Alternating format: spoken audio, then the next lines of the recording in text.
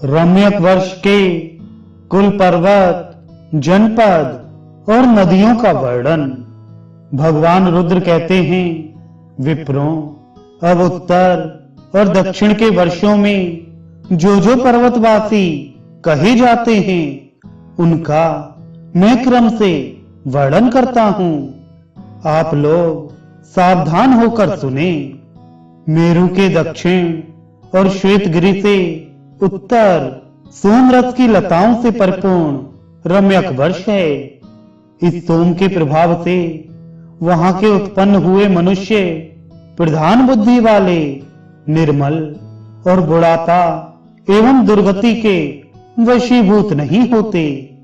वहां एक बहुत बड़ा वट का भी वृक्ष है, जिसका रंग प्रायः लाल कहा गया है।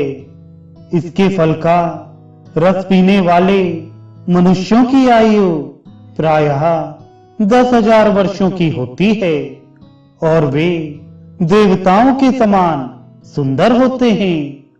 श्वेतगिरि के उत्तर और त्रिशंग पर्वत के दक्षिण में हिरण्मय नामक वर्ष है। वहां एक नदी है जिसे हिरण्यवती कहते हैं। वहां इच्छानुसार रूप धारण करने वाले काम रूपी पराक्रमी यक्षों का निवास है। वहां के लोगों की आयु प्रायः 11,000 वर्षों की होती है, पर कुछ लोग 1500 वर्षों तक ही जीवित रहते हैं। उस देश में बड़हर और कटहल के वृक्षों की बहुतायत है। उनके फलों का भक्षण करने से ही वहां के निवासी इतने दिनों तक जीवित रहते हैं। त्रिशंग पर्वत पर मणि, स्वर्ण एवं संपूर्ण रत्नों से युक्त शिखर क्रमशः उसके उत्तर से दक्षिण समुद्र तक फैले हुए हैं। वहां के निवासी उत्तर कौरव कहलाते हैं। वहां बहुत से ऐसे वृक्ष हैं जिनसे दूध एवं रस निकलते हैं। उन वृक्षों से वस्त्र और आभूषण भी पाए जाते हैं।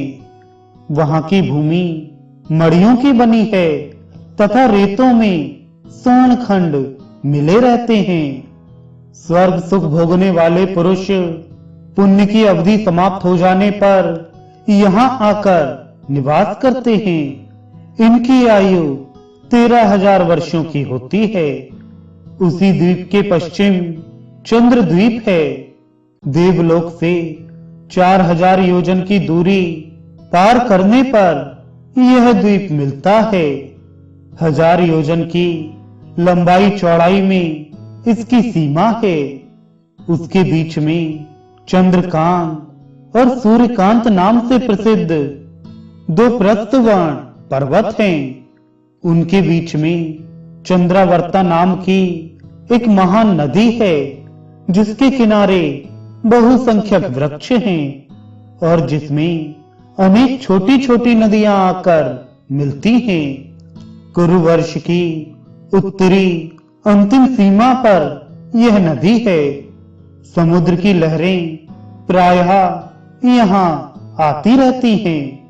यहाँ से 5,000 योजन आगे जाने पर सूर्यद्वीप मिलता है। वह वृत्ताकार में 1,000 योजन के क्षेत्रफल में फैला हुआ है। उसके मध्य भाग में 100 योजन विस्तार वाला तथा उतना ही ऊंचा श्रेष्ठ पर्वत है। उस पर्वत से सूर्यवर्त नाम की एक नदी प्रवाहित होती है। वहां भगवान सूर्य का निवास स्थान है। वहां की प्रजा सूर्योपासक एवं 10,000 वर्ष आयु वाली तथा सूर्य के ही समान वर्ण की होती है। सूर्य द्वीप से 4,000 योजन की दूरी पर पश्चिम में भद्राकार नामक द्वीप है। यह द्वीप समुद्री देश में है। इसका क्षेत्रफल 1 सहस्त्र योजन है। वहां पवन देव का रत्न जटित दिव्य मंदिर है, जिसे लोग भद्रासन कहते हैं। पवन देव अनेक प्रकार का रूप धारण कर यहाँ निवास करते हैं। यहाँ की प्रजा तपे हुए स्वर्ण के समान वर्ण वाली होती है और इनकी आयु प्रायः 5000 वर्षों की होती है।